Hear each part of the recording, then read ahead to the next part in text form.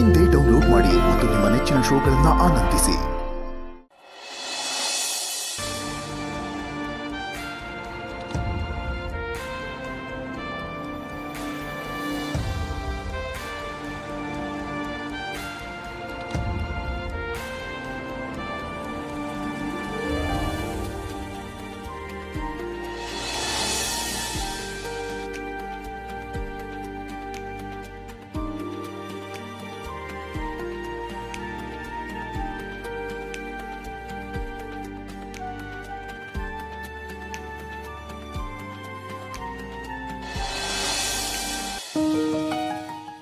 ಏನ್ ಮಾಡ್ತಿದ್ದೀರಾ ಸಾಹೇಬ್ರು?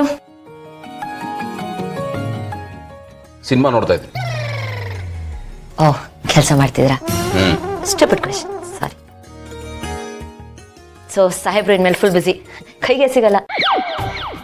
ಗಗನ ಕುಸುಮ ಮಾತಾಡೋದಕ್ಕೂ ಅಪಾಯಿಂಟ್ಮೆಂಟ್ ತಗೊಂಡ್ ಬರ್ಬೇಕನ್ಸುತ್ತೆ. ಜೀವನ ತುಂಬಾ ಕಷ್ಟ ಆಯ್ತು. ಅಬ್ಬಬ್ಬಬ್ಬಬ್ಬ, ಅದೆಷ್ಟು ಡ್ರಾಮ್ಯಾಟಿಕ್ ರೀ. ಪ್ರಪಂಚದಲ್ಲಿ ಎಲ್ಲ ಹೆಂಗಸರು ಹಿಂಗೆ ಅನ್ಸುತ್ತಲ್ವ?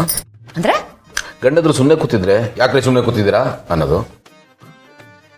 ಕೆಲಸದಲ್ಲಿ ಬಿಸಿ ಇದ್ರೆ ಏನು ಇಷ್ಟೊಂದು ಬಿಸಿ ಆಗ್ಬಿಟ್ಟಿದ್ದೀರಾ, ನಿಮ್ಮ ಹತ್ರ ಅಪಾಯಿಂಟ್ಮೆಂಟ್ ತೊಗೊಂಡು ಬಂದು ಮಾತಾಡಬೇಕಾ ಅಂತ ಕೇಳೋದು. ಈಗ ನಾವು ಏನು ಮಾಡಬೇಕು?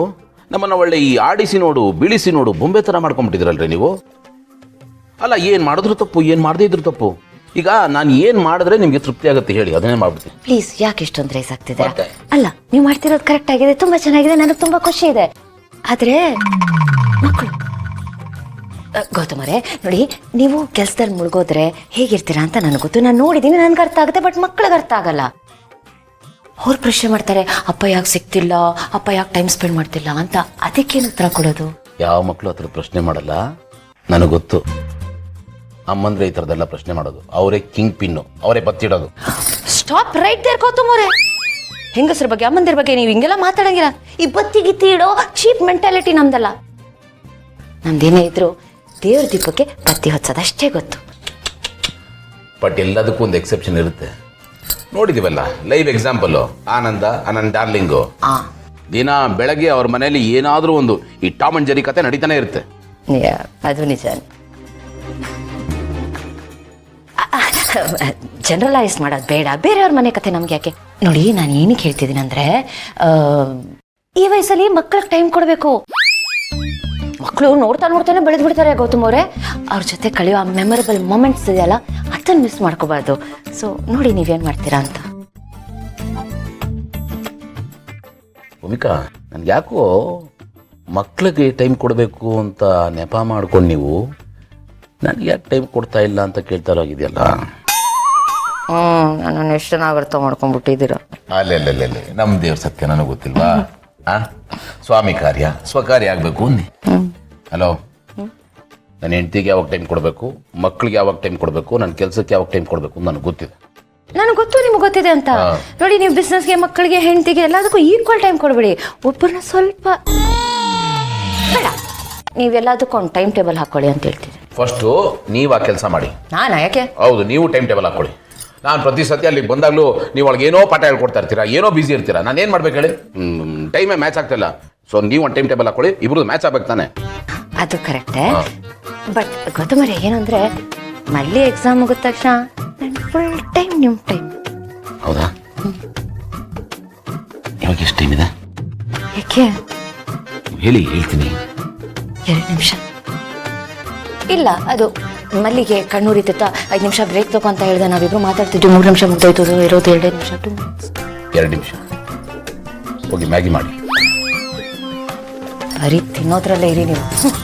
ಬೇರೆದಕ್ಕೂ ಟೈಮ್ ಕೊಡಿ. ಕೊಟ್ಟೆ ಟೈಮ್ ನಾ ಬಳಸ್ಕೊಳ್ಳೋದನ್ನ ಕಲ್ತ್ಕೊಳ್ಳಿ. ನನ್ನ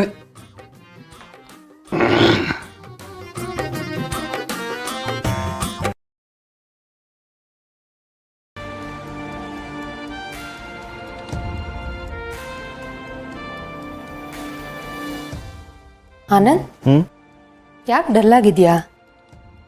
ಅಲ್ಲ, ಎಲ್ಲರೂ ಖುಷಿ ಪಡೋ ವಿಷಯ ನಡೆಯುವಾಗ ನೀನು ನೋಡಿದ್ರೆ ಮುಖ ಹೀಗೆ ಇಟ್ಕೊಂಡಿದ್ಯಾ? ನಿಜವಾಗ್ಲೂ ಡಲ್ ಆಗಿದ್ಯಾ ಅಥವಾ ನನಗೆ ಬಿಸ್ಕೆಟ್ ಹಾಕಕ್ಕೆ ನೋಡ್ತಿದ್ಯಾ? ಅಯ್ಯೋ, ಬಿಸ್ಕೆಟು ಇಲ್ಲ, ಪೆಪ್ಪರ್ಮೆಂಟು ಇಲ್ಲ ಕಣಚಿನ.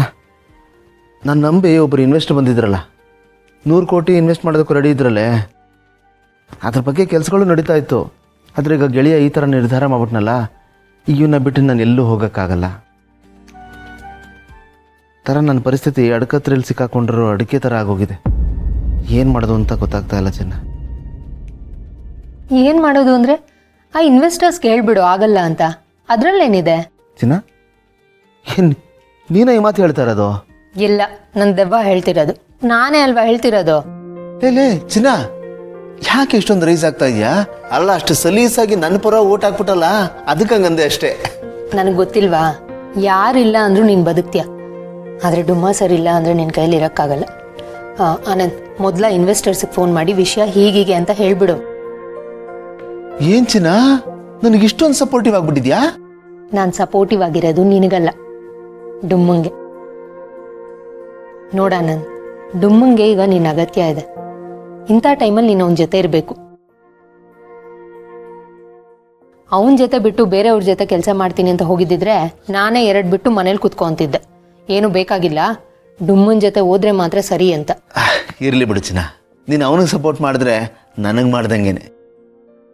ಇಷ್ಟು ಸಪೋರ್ಟಿವ್ ಆಗಿದ್ಯಾ, ಇಷ್ಟು ಮಾರಲ್ ಸಪೋರ್ಟ್ ಕೊಡ್ತಾ ಇದೆಯಲ್ಲ, ನನ್ನ ಮಗನ ಒಂದೇ ಉಸಿರಿಗೆ ಮೌಂಟ್ ಎವರೆಸ್ಟ್ ಹತ್ಬಿಡ್ತೀನಿ ನೋಡು. ಹಲೋ, ಇದು ಸ್ವಲ್ಪ ಓವರಲ್ಲೇ ಓವರ್ ಆಯಿತು. ಒಂದೇ ಉಸಿರಲ್ಲಿ ಮೌಂಟ್ ಎವರೆಸ್ಟ್ ಹತ್ತು ಬಿಡ್ತಾನಂತ. ಮೊದಲು ಇಲ್ಲಿರೋ ಫಸ್ಟ್ ಫ್ಲೋರ್ ಹತ್ತು ಸಾಕು, ನೋಡೋಣ. ಅದೇನೋ ಸ್ವಲ್ಪ ಮಂಡಿ ನೋವು ಅಂದೆ, ಅವತ್ತಿಂದ ಇದೇ ಹಿಡ್ಕೊಂಡ್ಬಿಟ್ಟಿದ್ಯಾ? ಸರಿ, ಈಗ ಅವ್ರಿಗೆ ಫೋನ್ ಮಾಡಿ ಹೇಳ್ಬಿಡ್ತೀನಿ.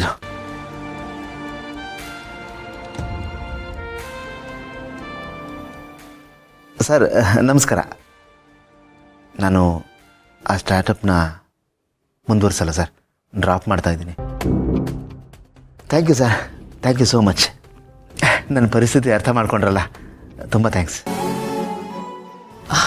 ಅಬ್ಬಾ, ತಲೆ ಮೇಲೆ ದೊಡ್ಡ ಭಾರ ಇಳ್ದಂಗೆ ಆಯಿತು ಚಿನ್ನ. ಆನಂದ, ಅಮ್ಮ, ಏನಪ್ಪ ಇಷ್ಟು ದೊಡ್ಡ ಕೆಲಸನ ಇಷ್ಟು ಸಲೀಸಾಗಿ ಬಿಟ್ಬಿಡ್ತೀನಿ ಅಂತಿದೆಯಲ್ಲ? ನಿನ್ನ ಪಾಲಿಗೆ ಇದು ದೊಡ್ಡ ಅವಕಾಶ, ಇದನ್ನೇ ಕಳ್ಕೊತಿದೆಯಲ್ಲ. ಅಪ್ಪಣ್ಣ, ನೀನಾದರೂ ಹೇಳೋದಲ್ವಾ ಅವನಿಗೆ? ಅವನು ಹೇಳ್ದಾಗೆ ಕುಣಿತಿದ್ಯಲ್ಲ ನೀನಾದರೂ ಸ್ವಲ್ಪ ಯೋಚನೆ ಮಾಡ್ಬೋದಲ್ಲ? ಅಮ್ಮ, ನಿಮ್ಮ ಸೊಸೆ ಭೂಮಿಕಂಗೆ ಇಲ್ಲದೆ ಇರೋ ಚಿಂತೆ ಯೋಚನೆ ನಮಗೆ ಯಾಕಮ್ಮ? ಇದು ಪಾಯಿಂಟ್ ಅಂದರೆ ಸೂಪರ್ ಪಾಯಿಂಟ್ ಚಿನ್ನ. ನಿಮಗೆ ಗೊತ್ತಲ್ವಾ, ಆನಂದ್ಗೆ ನಮ್ಮ ಡುಮ್ಮನ್ ಬಿಟ್ಟಿರೋದಕ್ಕಾಗಲ್ಲ. ಇವರಿಬ್ರು ಒಂಥರ ರಾಮ ಲಕ್ಷ್ಮಣರ ಥರ. ಅದು ಪಟ್ಟಾಭಿಷೇಕ ಆದರೂ ಸರಿ, ವನವಾಸ ಆದರೂ ಸರಿ, ಒಟ್ಟಿನಲ್ಲಿ ಜೊತೆಲೇ ಇರಬೇಕು. ರೂಲ್ಸ್ ಇರೋದೇ ಹಾಗೆ. ಅದು ಅಲ್ಲದೆ ನಾವು ಇವತ್ತಿಷ್ಟು ಚೆನ್ನಾಗಿದ್ದೀವಿ, ವೆಲ್ ಸೆಟಲ್ಡ್ ಆಗಿದ್ದೀವಿ ಅಂದರೆ ಅದಕ್ಕೆಲ್ಲ ಡುಮ್ಮನೇ ಕಾರಣ.